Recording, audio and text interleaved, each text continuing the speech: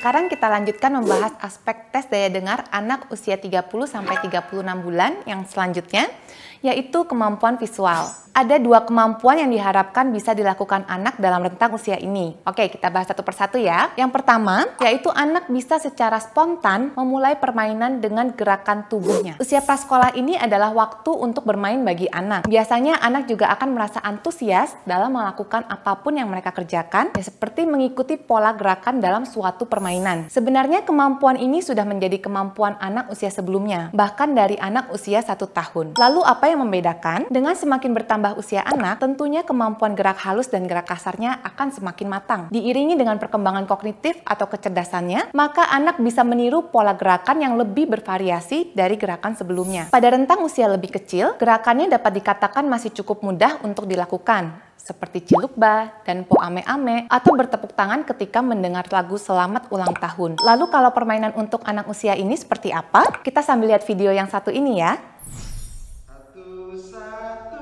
Aku sayang I.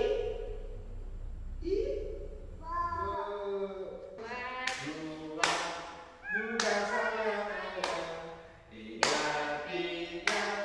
sayang adik kakak. 1, 2, 3, sayang semuanya. Nah, kira-kira seperti itu Bapak Ibu yang bisa dilakukan anak usia ini, yaitu anak secara spontan bisa melakukan gerakan yang ada dalam sebuah permainan atau sebuah lagu. Tentunya, anak bisa melakukan gerakan ini jika sudah sering dilakukan sebelumnya. Nah, permainan seperti ini bisa dikatakan lebih sulit karena anak harus menggerakkan badannya sesuai dengan apa yang diucapkannya. Misalnya, ketika anak menyanyikan satu-satu aku sayang ibu seperti tadi, anak menunjukkan angka 1 dengan menggunakan jarinya. 2-2, anak menunjukkan angka 2 menggunakan jarinya. Begitupun juga dengan 3-3, anak juga menunjukkan angka 3 dengan jarinya. Sebenarnya, kegiatan ini sangat cocok dilakukan, khususnya pada anak yang sedang belajar mengenal angka. Begitu juga dengan permainan topi saya bundar, anak harus mengeluarkan gestur tubuh untuk menyatakan topinya bundar, tidak, dan bukan. Permainan ini juga cocok dilakukan untuk membantu anak mengenal bentuk bundar sebagai bentuk geometri dasar. Kemudian anak tahu bahwa topi diletakkan di atas kepalanya, dan juga anak bisa menepuk dadanya untuk mengungkapkan saya sebagai dirinya sendiri. Permainan-permainan seperti ini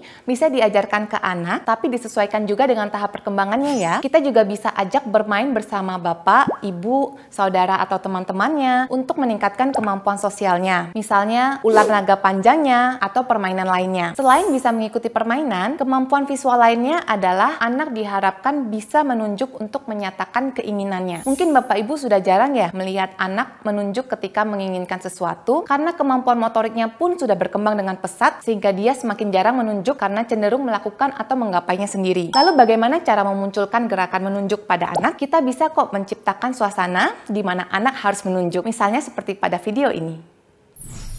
Hah? Mau yang mana? Hah? Yang mana? Yang mana? Hah? Yang ini? Mau yang ini? Mau yang ini? Iya. Nih, oke. Mau main lagi? Nunjuk apa? Nunjuknya ke sana. Oh, maaf Pak. Aduh. Maaf Pak.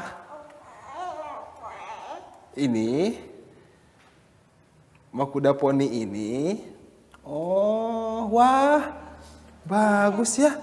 Seperti itu, kemampuan menunjuk yang diharapkan bisa dilakukan anak usia ini, yaitu menunjuk dengan telunjuknya, bukan memegang dengan semua jari. Video tadi adalah salah satu cara membuat anak menunjuk, yaitu dengan memberikan pertanyaan. Selain itu, kita juga bisa meminta anak menunjuk untuk menentukan pilihan. Misalnya, tanyakan saja, "Adek mau pakai gelas yang ini atau yang ini?" Dari jarak yang jauh ya, sehingga anak harus menunjuk untuk memilih, bukan mengambilnya. Anak usia yang lebih dini biasanya bisa menunjuk benda yang dekat atau yang bisa disentuh. Tapi kalau sudah seusia ini, biasanya anak bisa menunjuk sesuatu yang lebih jauh dan tidak terjangkau. Misalnya menunjuk bintang atau bulan. Dengan semakin banyak kosakata yang bisa diucapkan, biasanya anak akan mengkombinasikan gestur menunjuk dengan mengucapkan sesuatu. Misalnya, itu bulan atau itu kucing dan lain sebagainya. Nah, seperti itulah aspek kemampuan visual dari tes daya dengar yang diharapkan bisa dilakukan anak rentang usia 30-36 bulan. Apabila anak terlihat tidak bisa mengikuti permainan sederhana atau tidak menunjuk dengan telunjuknya, ada baiknya untuk segera berkonsultasi dengan ahli perkembangan terdekat untuk pemeriksaan dan penanganan yang lebih lanjut.